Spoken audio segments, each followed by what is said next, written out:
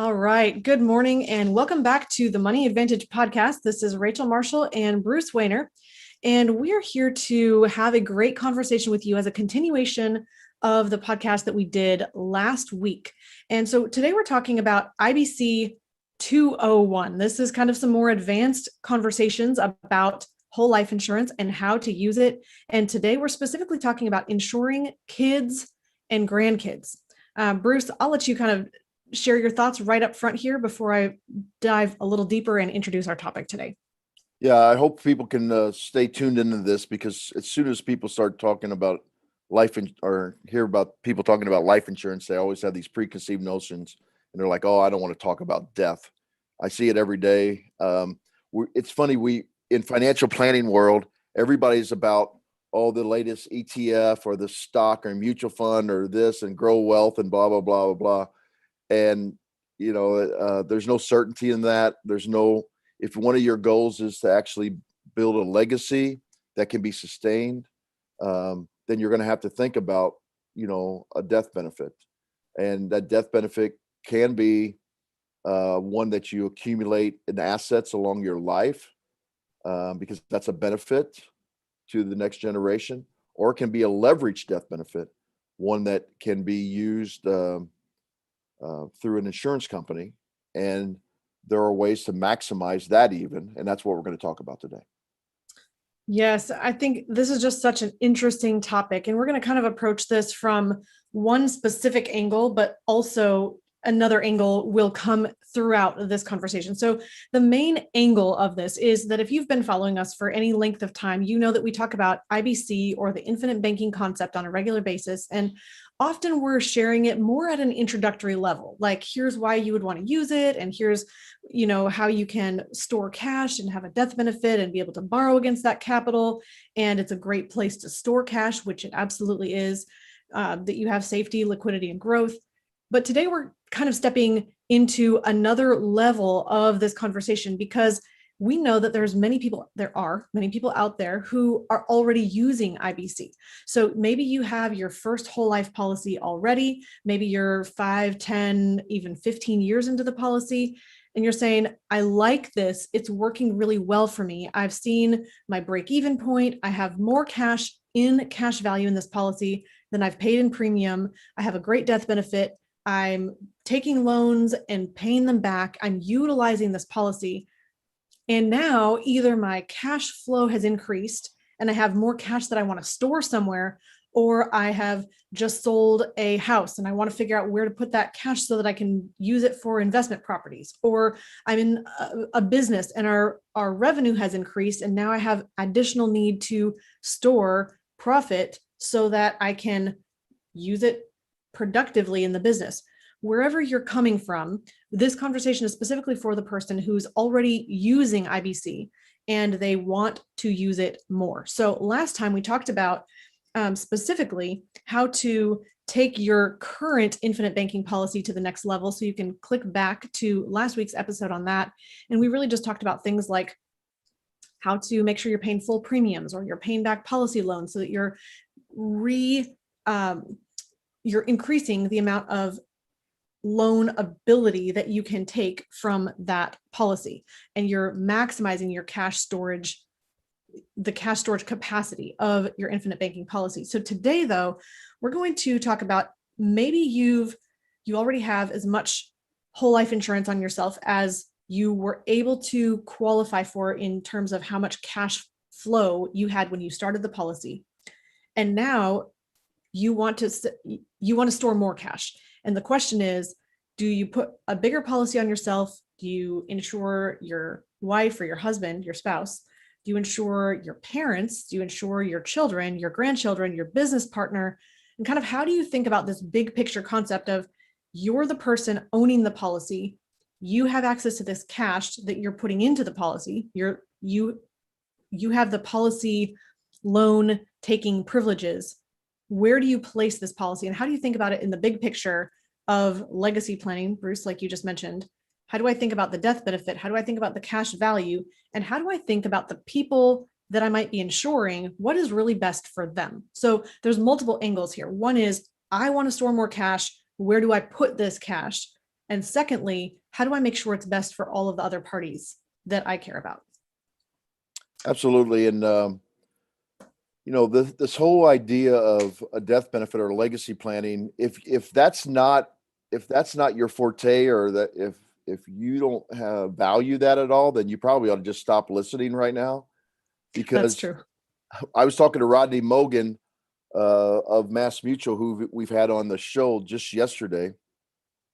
And he says, I really don't understand why people don't value the death benefit. And he says that he believes that there's a certain faction of the infinite banking concept community out there that is downplaying the death benefit over and over and over.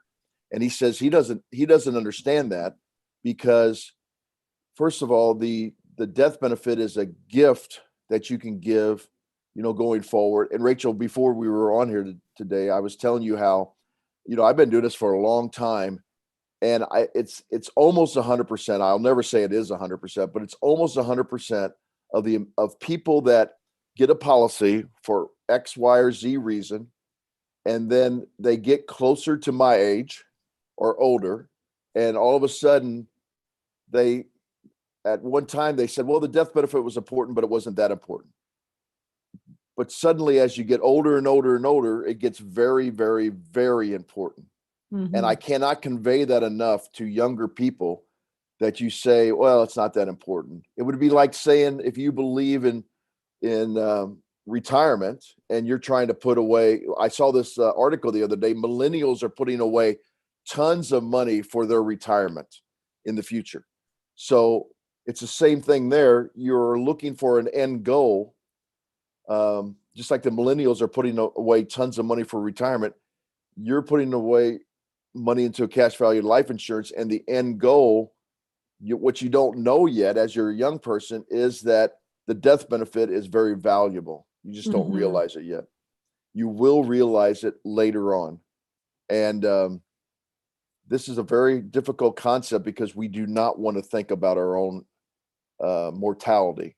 And it takes a very special person to think about their own mortality. So I think that, and I'll add, in a healthy way, not a Right. scarcity way, but a Right. healthy way, because we all know that we will pass away at some point. And so how do we make that event the most beneficial to our financial estate and our loved ones at whatever point in time that it happens, but not thinking about it like this doom and gloom or this impending sense of depression about the fact that we'll leave the earth at some point. Yeah. And I'll tell you what, it's, even though I've been in this since the late 80s, I've only had to deliver 2 checks. But when you deliver those checks, people really feel the joy of the foresight of the person leaving it towards the beneficiary. It doesn't take back that person, but it actually helps in the process. And so this is the first thing we should transition to, in the benefits of insuring yourself. Let's go ahead and do that, because I think sometimes, and again, there's multiple objectives or multiple goals in this conversation here. Some person might just be the one saying, okay, how do we have the greatest family estate? And whatever that family wealth is, how do we have as many people contributing into that pot of family wealth as possible? And how do we maximize what we're doing with that family wealth so that it benefits not only the family today, but in future generations? And so that's one way to think about leaving or using life insurance, and the goal to pass on a legacy and increase the family wealth. But there can be another goal that could be saying, well, I just want to store more cash today, and my cash storage capacity is I already have a policy on myself. Maybe you have a policy and you're putting in, I don't know, Bruce, what's a good number? Let's just say you're putting in $100,000 a year into a policy on yourself. And now you have an additional 100,000 that you want to be putting per year, that you want to be putting somewhere. And you can either say, well, I can't get it into the current policy on myself. Do I put another policy on myself? Or, oh, my wife doesn't have any insurance at all. Should I put the whole life policy on her? Or how would this work if I put the policy on my kids, oh, maybe I could pass that on as a gift to my children. And so I think really what we first need to ask is, let's go ahead with that, Bruce. What is the benefit of putting more insurance, more whole life insurance, specifically the infinite banking concept, whole life insurance on yourself? Yeah. So this comes up quite often. The fastest benefit is, this is reality, you put it on yourself, whether your kids or grandkids, is because you're going to actuarially die first. I mean, that's just because of age, you're older. just because of age. Mhm. So then if you're looking to protect your income or to leave a legacy, then it would make sense to put it on yourself rather than your children. And frankly, if you're a male, rather than putting on your spouse, unless you're a female. And I actually have some friends that where the female is 15 years older than the male. So that's a different dynamic. But usually if it's on the male, actuarially, they're going to die first. So the benefit of it is that it will flow down to the next generations faster when you're building this up. The And Bruce, downs. let me just interject for a second, because you call that a leveraged death benefit. So meaning whatever dollars of premium you've paid into the policy, the death benefit is always significantly more dollars than what you've paid into the policy. And so that means if X dollars are buying this death benefit, then Y dollars are going to pay out, which are way higher than what I've put in, and those will pass on to the next generation. So Correct. I don't want to interrupt your train of thought. Yeah. So here's an example. No, I'll talk about that. Let's say a 40-year-old male puts in $40,000 a year, going to get close to $1 million of death benefit, all things being equal. And I always tell people, the reason they're offering this to you is because they know you're not going to die this year, actuarially. Mhm. Does it happen? Yes, but actuarially it doesn't. And I say here's how we know it doesn't happen more than actuarially they're predicting, is because it's not a good deal for a life insurance company for you to make one payment of $40,000 and then they pay your spouse $1 million in less than a year. Think of their ROI. It's terrible. I mean, they lost a lot of money. Right. So they're pretty sure that you're not going to die within that year.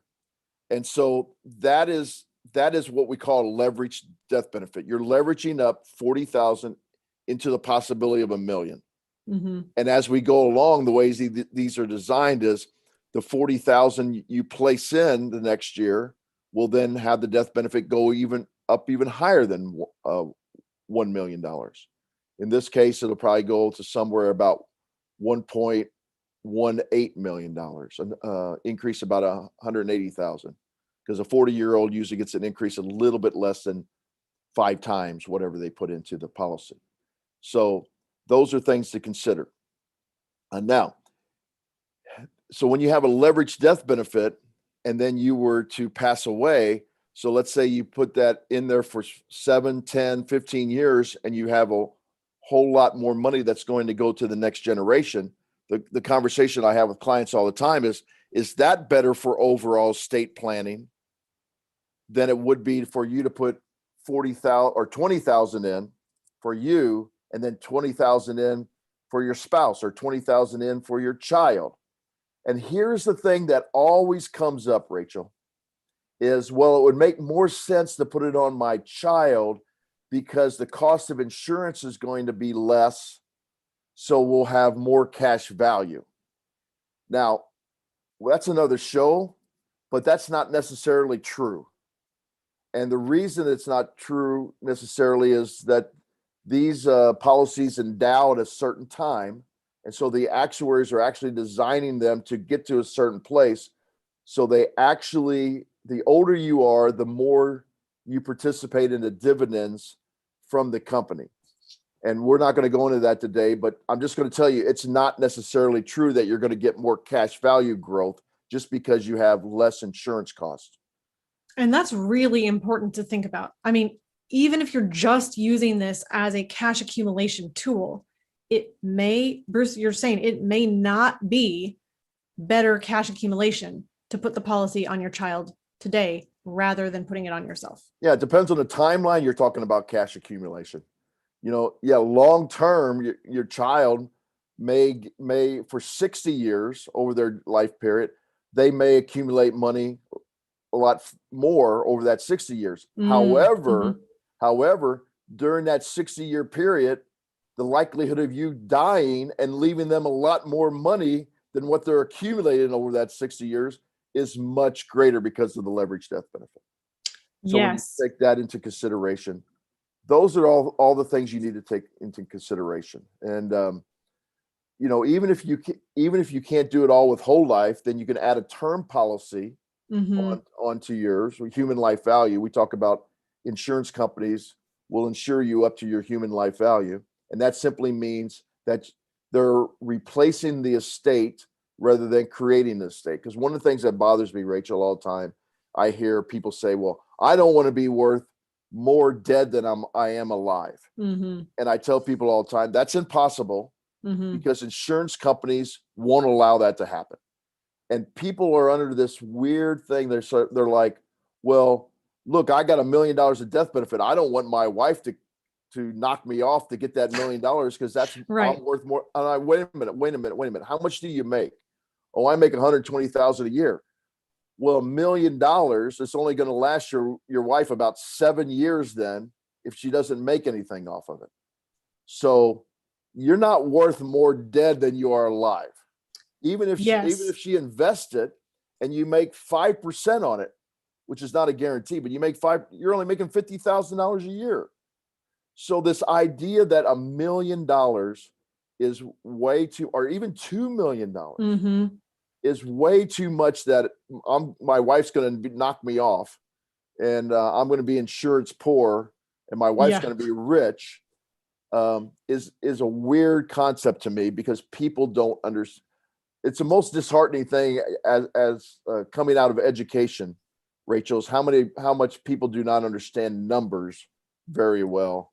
And not even the intricacies of the numbers, but the conceptual part of the numbers.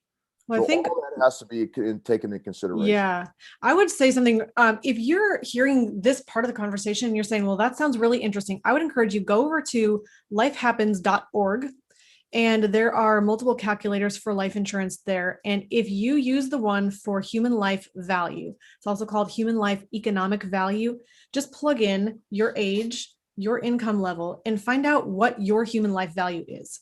Now, this calculator will help you to see the idea of human life value is if you were to pass away today, what is your current income that you're earning per year? And factor that out until the end of when you would expect to continue earning income. It will factor in, well, there's probably going to be some inflation with that. You're probably going to have a cost of living adjustments. You're probably going to have your income increase incrementally over that span of time. How much would you have made had you had the capacity to live all the way until the end of your earning years and earn all that money? It's way higher than most people think. And so I think there's a significant, almost a tragic undervaluing of our own life in economic terms, which then translates to people saying, oh, I have enough insurance, there's enough to pay off the house, or I've got $100,000 of death benefit. And they think, oh, that's enough to bury me and pay off some loans here and there. Or maybe I have $1 million policy because that's enough to bury me really well and also pay off my almost $1 million house. And that's all the life insurance I need. But really, that's a tragic undervaluation of your human life value. And so where Bruce is bringing in this idea of term life insurance, what I would highly recommend, and I don't know if I should say advise right here, but I would advise people to take a look at the amount of death benefit that you have. And most people are unable to fund a whole life insurance policy up to the maximum death benefit that they qualify for. And the reason I say that is that you put more dollars in premium into a whole life policy. And if you are looking to get $2 or $4 million of death benefit coverage, to put the dollars into a whole life policy to get a $4 million policy today is possibly not where your cash flow situation is at to be able to pay that in just whole life insurance. And so you need to be thinking about two things. One, how do I get my cash storage component up to where it needs to be? How do I store more cash? But also, how do I get the most death benefit on myself as possible so that I can have that leveraged death benefit, then pay out to my family for long-term legacy planning? And so that often means supplementing your whole life policy with term. And that's super easy, very simple process to go through to add on term life insurance to make sure you have the most death benefit you can qualify for. Yeah. And I can give you real life examples. And also, I think coming into this is you have to be honest with yourself. You have to be disciplined. Okay. So we have a client that's going through underwriting right now at $500,000 a year because he wants a death benefit that is high enough. He's 42 or 43 years old. I can't remember. He's young 40s. He wants a death benefit high enough that if he passes, that his wife and children will have enough money to live on $400,000 a year, even though he makes $3.5 million right now, because they're frugal. They don't live well above their means. So he's the one case where he doesn't need a term rider.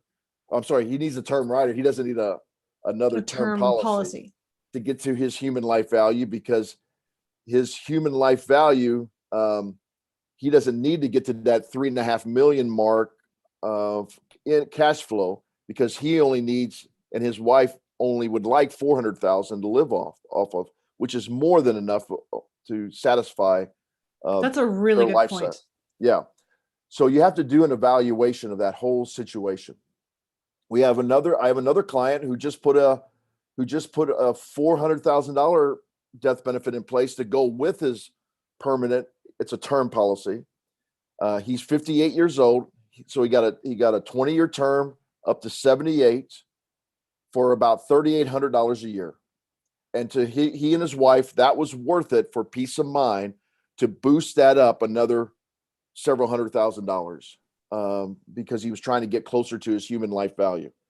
So these are real life examples of how people use this to actually income protection, but also for legacy planning, because this particular couple would also like to leave some of their sons. And comes in another student loan debt. They have student loan debt. So their sons are making minimum payments on their student loans, and then they're going to use through their trust, the death benefit's going to go in the trust, and then the trust is going to pay off the student loans later on down the line. And very nice. And because the student loans are going up by 6.45% a year, but the leveraged death benefit will be growing by a lot more over the next 20 years than that. So it's a good way to kind of offset that. And then the boys can use the excess cash to actually, well, one of them has started his own policy. Other ones, they've used it to actually invest. So this coordinated generational planning is very, very important. There's so much to talk about here. One is, okay, well, if you do want whole life insurance on your kids, why do you want it on them? And is it better for you to fund it today with your dollars, or to do exactly what you shared, Bruce, put the insurance on myself so that my death benefit pays out to my kids? They're able to use that leveraged death benefit to buy more insurance or put whole life insurance on themselves, which then that will be a significantly higher amount of death benefit they'll buy, and a significantly higher cash storage component if they're using your death benefit proceeds at whatever time that is. Maybe it's 50 years from now, but when they use that to buy more life insurance, the amount of life insurance they'll be buying is much higher.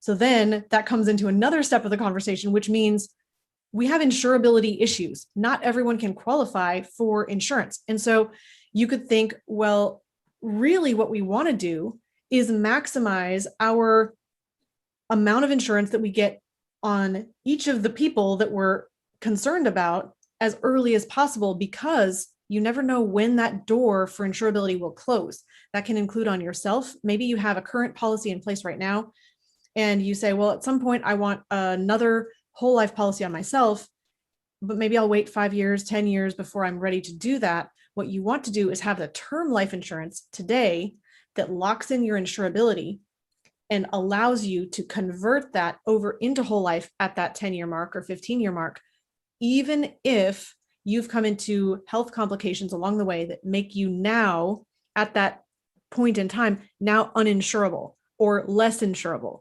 And same would go for your kids. I mean, Bruce, this is something we were just talking about right before the show, but maybe one thing to think about is if you go ahead and put a term policy on your child now, it's going to be very low in terms of the premium dollars that go in. But if you maximize their death benefit now, you're locking in that insurability for that amount of death benefit for a convertible policy that you can then convert over into whole life, even if they came into diagnoses of autoimmune conditions or Some diabetes problems in the diabetes. future. Yeah, that we were talking about. Or reoccurring cancers. Cancer is not an automatic decline down the road, but some of them are if they're potential of reoccurring. So all this has to take in place. Another real life example we were talking about before the show, where there's 3 daughters and a spouse. The wife, they discovered that they have a genetic disorder. They didn't discover it until the daughters were in the teens, and they have 3 different kind of autoimmune problems, and they cannot be insured anymore, or the wife cannot be insured.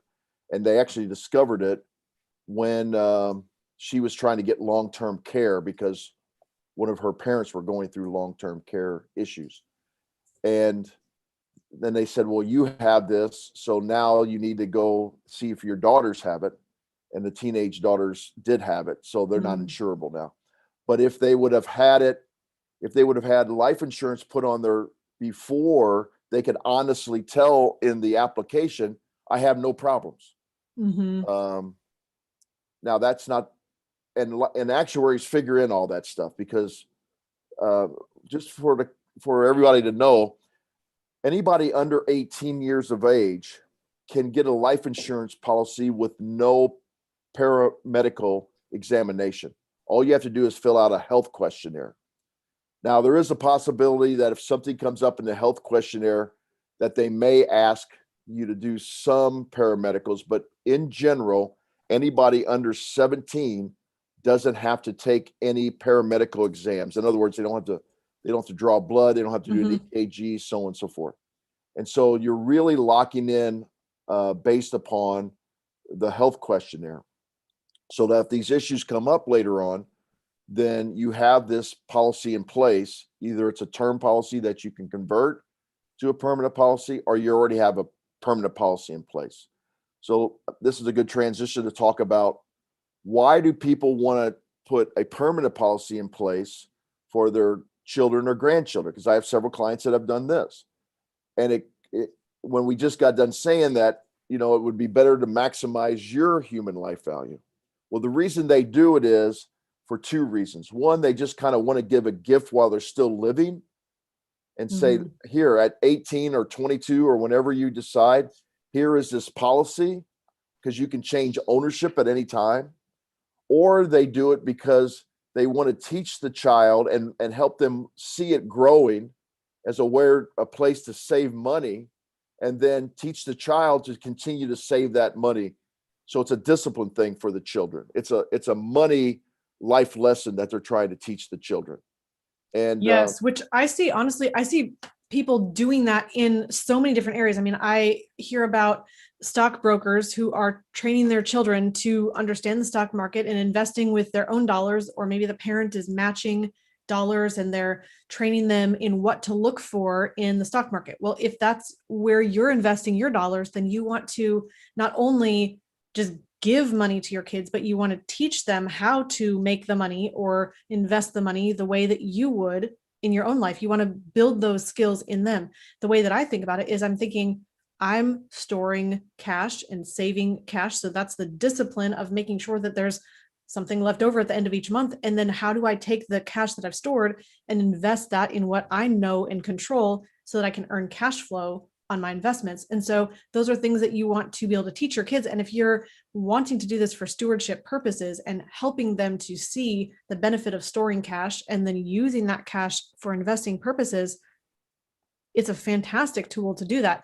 However, the cool thing is you don't have to have a policy on them for them to be able to borrow against the capital. So another thing to think about is that if I'm building a family banking system and I have my cash value, I can provide them the ability to ask for a loan against my policy or my husband's policy or a combination of policies that we have in the family unit that I own, even if I'm not the insured of, then my children can ask for a loan to use for buying a house or an investment property or a business venture, and they can qualify for that loan. And I can decide, am I going to grant that to them or not? And is this something that I think is going to be paid back? Is it a good use of my dollars? Is it a good investment to put towards them? And so you can think about, they have the ability to use capital and build that stewardship muscle and the ability to manage money well, even if the policy is not on them as the insured. Yeah, this comes down to we were talking about before the show, what we advise and how we educate. So there's a difference between advising you and educating you. We could educate you all day about how the intricacies of these work, and we could also advise you, and that would be with the goal being in mind, you make the decision. Or we could advise you and say, well, we listen to you and you can't quite make a decision. So here's what we would say based upon the goals you've told us, what you've said to about your family. This is the advice we would give you to move forward. But you have to be comfortable making a decision, because you know your family better than we know your family. So that's a person really, when they're trying to move forward, they really have to be comfortable with making a decision. And that is a learned behavior, I believe, for a lot of people. And I would say as well, if you're listening to this, we're not speaking to your specific situation. We're talking about a wide range of circumstances that you may see yourself identifying with some pieces of what we're sharing. But in order to really look at your specific case, you would really want to have a conversation with an advisor to look at your full set of goals and the assets and the liabilities that you have in your family unit, and whether there's businesses or what the cash flows look like, and really design your best strategy to accomplish your goals based on your given circumstance. So, Bruce, I think there's so much more that we could cover here, and let's talk. Okay, so we've probably mentioned here, I just want to clarify, there's 3 different parties whenever you have an insurance policy. There's the insured, there's the owner, and there's the beneficiary. And so if you are putting the dollars in, you are the owner of the policy. However, the insured is the person that insurance is on, and then the beneficiary is who receives the death benefit of that policy. And what's interesting is, Bruce, you and I both know you can change the beneficiary, you can change the owner, but you cannot change the insured. Mm-hmm. So what's interesting is that perhaps you're the owner and the insured is yourself, and later you give ownership of that policy to your child. You can do that. Perhaps you are the owner, your child is the insured, and today you have access to the cash value and they're just the insured. Then later you can give the policy to them. Bruce, you had this happen in your own family situation, that you were the insured on a policy your parents purchased, right? Right. And then later you said you were about to buy a house and you didn't even know you had the policy. And then they said, here's this policy that you're the insured on. Now we're giving you the ownership. So now you can use it to borrow. So that's a possibility. And then the beneficiary can change. The beneficiary may be yourself. The beneficiary may be your spouse. The beneficiary could be a trust. So there's not, and you could change the beneficiary as well, but maybe today, if you're buying a policy on your child, perhaps you are the beneficiary of the policy. You can do that, right, Bruce? Right. Or you could make it so that you have, in the future, the family trust is the beneficiary, or perhaps it switches to their children become the beneficiary. So there's a lot of moving parts here, and a lot of possibilities. I guess I shouldn't say moving parts. There's a lot of possibilities. You can do a lot of things, but let's talk about who can you even insure? Because sometimes I think we have this idea that, I could insure anyone. We really can't just insure anybody. You need insurable interest. So let's talk about what that means. Yeah. So obviously spouses can insure each other. I don't know if it is obvious, but because you have an insurable interest. In other words, you have both in them a financial and emotional interest that person stays alive. Now, children under the age of 18 are very easy to insure because you have an emotional interest, not necessarily financial, but an emotional. Now, they do not allow you to have unlimited death benefit on your child. You can only have 50% of what you have as a spouse. As a spouse, I'm as a sorry, parent. as a parent, excuse me, as a Mhm. parent. So you can only have 50%. Now that actually, because the children get a lot of death benefit, that actually is not a lot of money for a policy, whether term or for a permanent, because you could put on a 2-year-old, you could put $100 a month and they'll have $1 million of death benefit. So that means the parent is going to combined needs to have about $2 million of death benefit. So hear this. I'm just going to interject. Hold your thought. I want to come right back to this. If you are not maximizing your own human life value, you're limiting the amount of insurance you can put on You your children. absolutely are. Yes. I'm actually having a discussion with a policyholder on Monday night because he wants to put on one of his daughters, and in order to do that, we're going to have to boost up his death benefit. And so, yes, absolutely. Grandchildren are a little bit more difficult to do because the parents or your child, which would be the parents of your grandchildren, they have to have life insurance on their life in order for the grandparent to take out on the grandchild. And even there's all kinds of rules that are different between companies. What you can do often is change ownership, and insurance companies are all okay with that. So let's say that you decide that your child, who's an adult that has children, doesn't have enough life insurance, but they claim they can't pay for anymore. They don't have it in their budget, so on and so forth. So you want to buy more life insurance on your adult child. Why would you do that? I always tell parents, does your adult child, have life insurance? And they'll say, no, it's one of the things that bothers us. They don't. I said, well, they have life insurance. And they go, no. I asked them, they don't have life insurance. I said, no, they have life insurance. You're their life insurance. Because if they would pass away, what would you do? Those grandchildren would go where? To the grandparents. They would come into our home. Mm-hmm. Well, you're their life insurance policy. So if you want to purchase life insurance on your adult child, most insurance companies, once they're an adult, yes, there's an emotional attachment, but they're not really keen about that. So and the reason would just be if your adult child passed away, you're not necessarily, you as the grandparent of the grandchildren or the parent of the adult children, you don't necessarily, it's not going to be a financial strain to you necessarily if they passed away. You can kind of prove it to them, an insurance company, if there's a trust that says the children will go to the grandparents, but you have to talk to the insurance companies. But another way you can do it is simply have your child qualify on their own accord, on their income level, so on and so forth. And then once they put it in place, they change the ownership to the grandparents. Okay. And then the grandparents just make the payments, and they also hold the keys to the ability to take a loan. You then make them the beneficiary, because if you pass away, you want to use if your adult child passes away, you want to use those proceeds then to raise the children.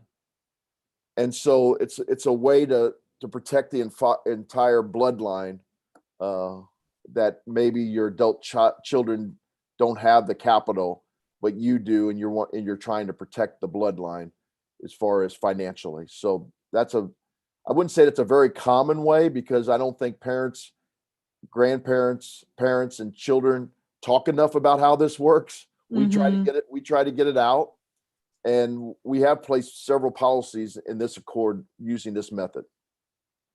And I think what's interesting is that ultimately, if you're the grandchild right now and you're thinking, I want to insure my grandkids, the reason for doing that is usually, we kind of hinted at this, but I just wanted to make it really clear and plain. Usually the reason for doing that would be, well, I want to give them money, or I want to give them something that they can own that will accumulate a certain dollar amount that we know that basically I'm giving them a good gift.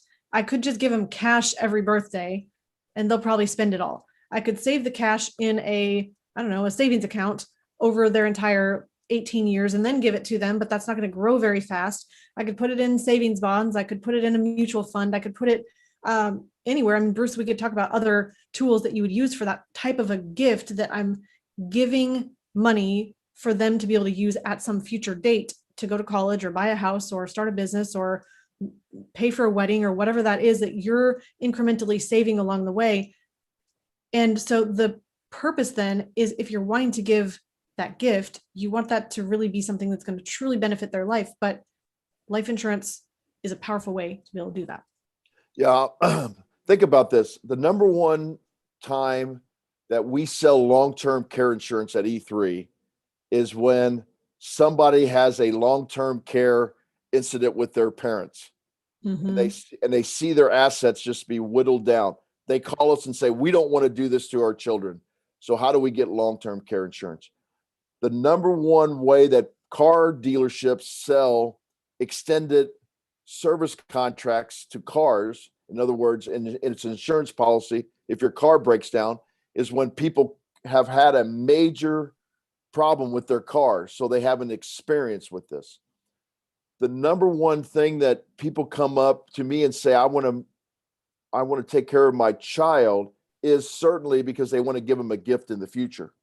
The number two reason they do it is because they find out that their spouse, or if it's their own child, not their grandchild, now is it not insurable for the rest of their life.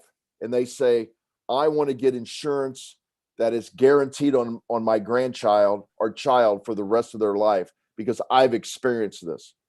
Well, if it's good for a bad situation, then you ought to be planning on a bad situation when it's good too, because that's right. that's what insurance is for. The best time to buy insurance is when you don't need it. Yes, which is also the least intuitive or the most counterintuitive thing to do, to plan for a rainy day when it's sunny outside. I mean, if you were a Bible reading person, to build an ark when there is not a drop of rain in the sky and you're hearing that there's going to be a flood that's going to cover the whole earth. I mean, it is the least counterintuitive thing to do, to plan for a worst case scenario when you're living really well right now, but it's the best time to plan for that. Yes. All right. So go ahead, Bruce. We want to hit the other three reasons. Yes. So we've done other podcasts on these three, so we can probably just review these real quickly. So a business partner for a buy-sell agreement. So this is very common, and yet people, they don't do it, or they do it poorly. And so let's just say we're 50-50 owners in a profitable company. Mm-hmm. If you're in a profitable company, then if one of the owners dies, you don't automatically get the other 50% of the ownership. You got to pay out the estate if you want the other 50%. And I don't think most people think about that. No, they don't.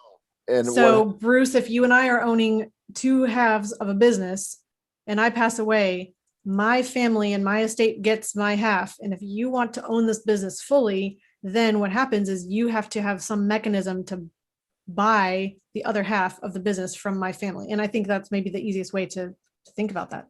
Yeah. And some people listening might say, well, why would I want to buy it? I'll just keep doing my work and just keep letting them get 50% of the profits. Well, you've lost a worker, and you're a key worker in your business partner. So now you're going to have to replace the business partner, what their work that they did. Mm-hmm. And that's going to come out of cash flow. And you also have to continue to make the payment of the profits to that particular family. So the best way to do it. And you're also in business with that family now. Originally the business partner had a say in the business operations, and now their family has a general say in the operations. And if they want things to go a certain way, you're trying to work with their estate to make those business decisions that maybe you would prefer to make on your own. Correct. You can actually take care of that a little bit legally with a good worded operating agreement that says upon death, 100% of the decisions are the surviving partner. However, just because it's legally stated doesn't mean it's going to actually come out where they're going to continue to say, well, I think you should be doing this, or I think you should take the company in this direction, so on and so forth. So you simply take policies out on each other, and you're the beneficiary. And so when that comes out, then you use those death proceeds to buy out the other portion of the company, and then it becomes 100% yours. So that's a real important key.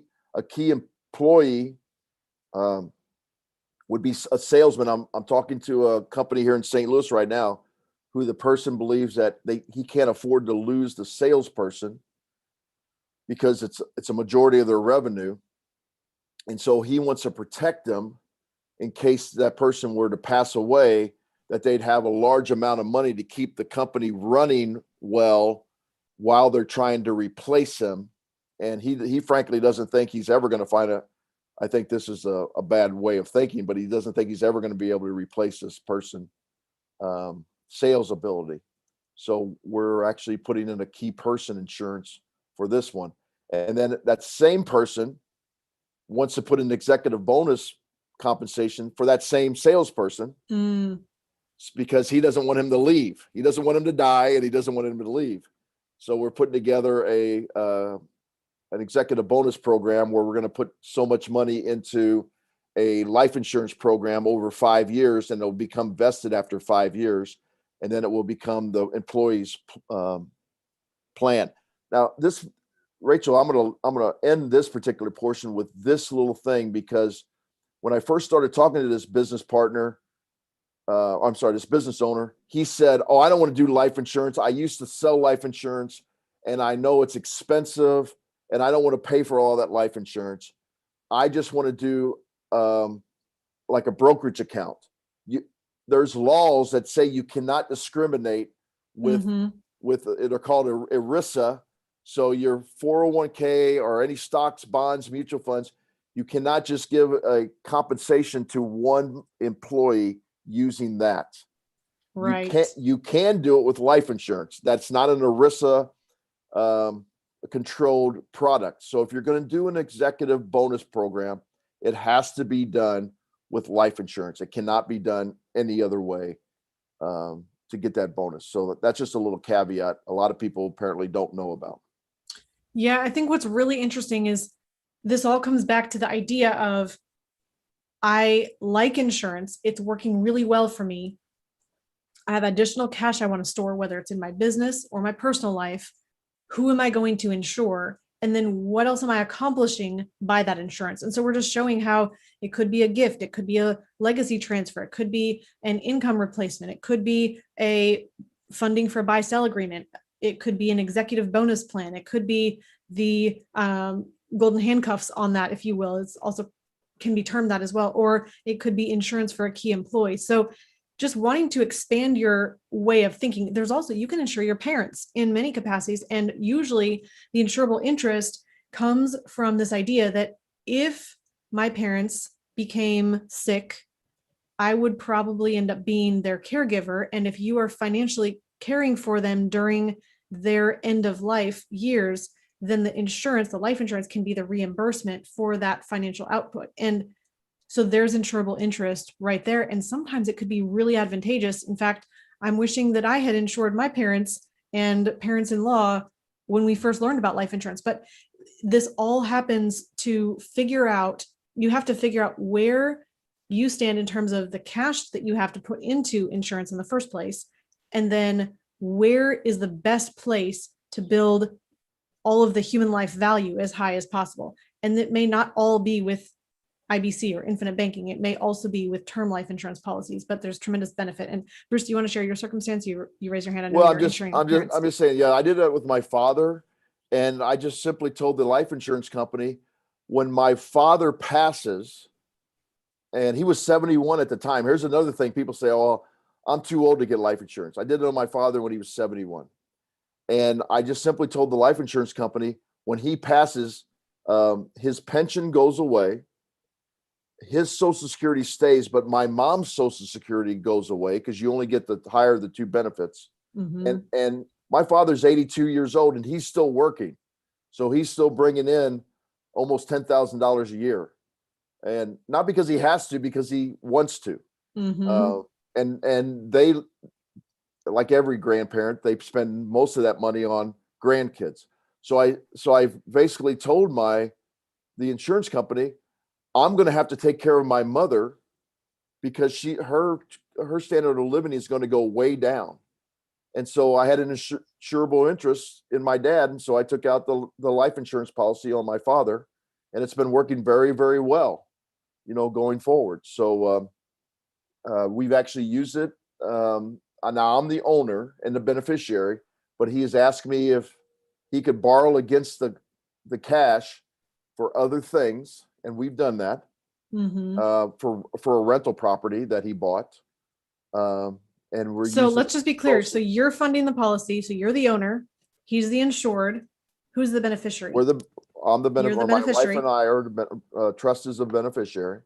And now he, the insured, who's not the owner, wanted to buy rental property. And so you, the owner, provided him the accessibility for a loan to Right. buy a rental property that he owns. Yeah. What's great about this, and people don't realize this, so he bought the rental property, and then the renters, we actually have their a check on file, EFT. The rent check goes right back into to pay off the loan. Oh, excellent. And you can actually do that. So a third party can actually be paying off the loan, because all they need is the checking account that it's coming out of to pay off the loan. That's excellent. So you don't have then the administration of your father having to receive that rent check in his bank account, write you a check to you, Bruce, and then Bruce write a check to the life insurance company that's going straight from the renters straight over, skipping all those steps in between, which just lightens the load for you and the peace of mind that knowing your loan is getting paid back. Absolutely. All right, so we're almost at the top of our time frame. We can only go maximum of 1 hour on our awesome new platform of LinkedIn. So if you're watching us there, thank you for joining us. I'm going to let you know two things. One, we're going to be continuing on this conversation in our next topic, or in our next conversation with just the two of us without our guests. And so we're going to be talking then about, okay, now what if you do own multiple policies? How do you think about managing these different pots of money well to accomplish your goals, whether it's increasing your family wealth or whether it's increasing generational wealth, or whatever your ultimate goal is, how to do that well when you're managing a system of policies, not just one. But I will say we've had a couple of comments here. Dylan, thank you for joining us over on LinkedIn. I know Dylan personally. He said this towards the beginning. He said, no kids, but don't want to pay taxes on profits. I've got one and wife. I think he means an insurance policy on him and one on the wife. He said, so you are saying I can take profits from refi for other profit-making endeavors and stick it in the whole life insurance without paying the income tax? No. What do you mean? Wait a minute. He said from refi?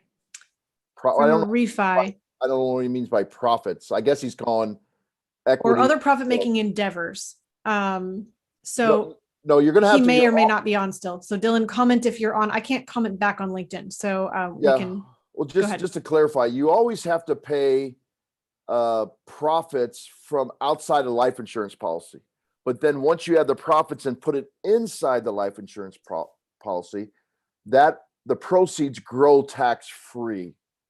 So that may be what he's talking about, because it's like, if you look at our podcast, A Rich Man's Roth, mm-hmm. that would explain that. He may be talking about something else. I don't know. All right. So he also then comments, just had a talk with sisters on setting up custodial account for niece. Not sure if this is the same thing. Just wanted to say hi and love this.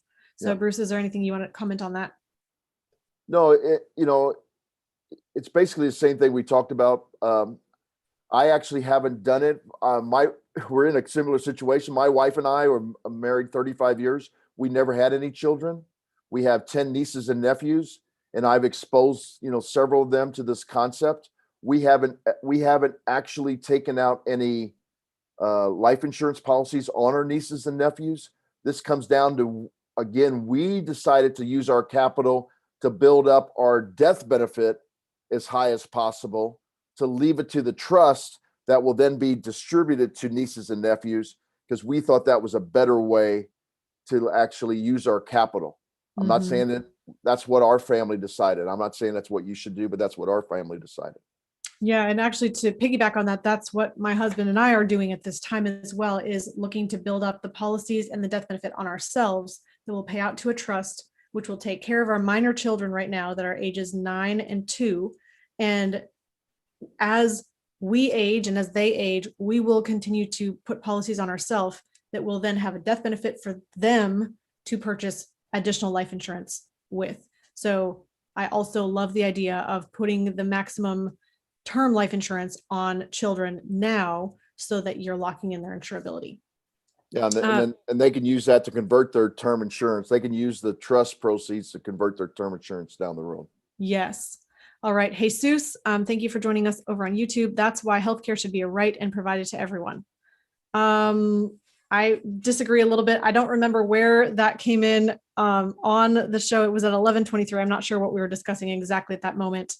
Yeah, I don't know. I think it was in when we were talking about what's insurable and what's not insurable. I think that's what he was. Yeah, that's probably true. And that's a philosophical question, basically. What is a right?